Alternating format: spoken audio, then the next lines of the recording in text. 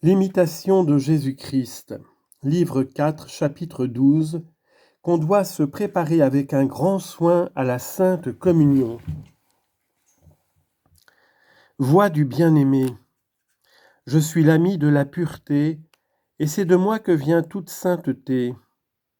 Je cherche un cœur pur, et là est le lieu de mon repos.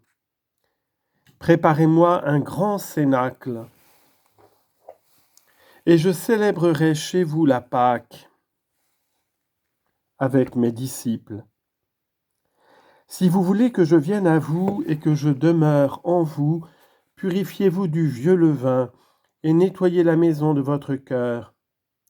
Bannissez-en les pensées du monde et le tumulte des vices. Comme le passereau qui gémit sous un toit solitaire, rappelez-vous vos péchés dans l'amertume de votre âme. Car un ami prépare toujours à un ami le lieu le meilleur et le plus beau, et c'est ainsi qu'il lui fait connaître avec quelle affection il le reçoit. Sachez cependant que vous ne pouvez, quels que soient vos propres efforts, vous préparer dignement quand vous y emploieriez une année entière sans vous occuper d'autre chose.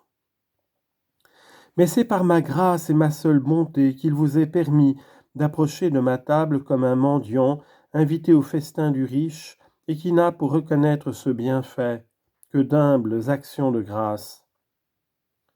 Faites ce qui est en vous et faites-le avec un grand soin.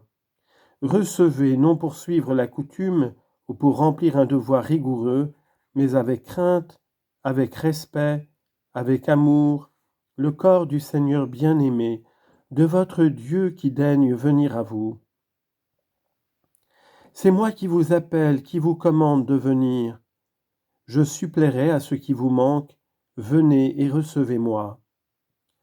Lorsque je vous accorde le don de la ferveur, remerciez-en votre Dieu, car ce n'est pas que vous en soyez digne, mais parce que j'ai eu pitié de vous.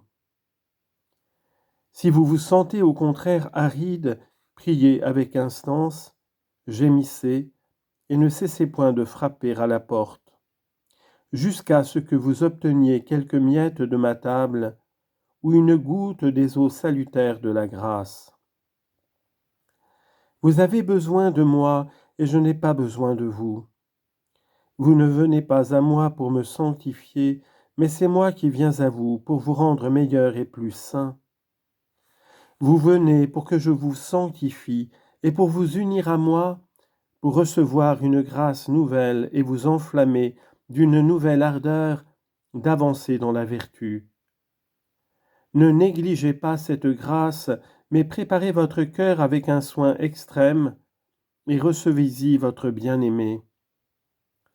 Mais il ne faut pas seulement vous exciter à la ferveur avant la communion, il faut encore travailler à vous y conserver après, et la vigilance qui la doit suivre n'est pas moins nécessaire que la préparation qui la précède, car cette vigilance est elle-même la meilleure préparation pour obtenir une grâce plus grande.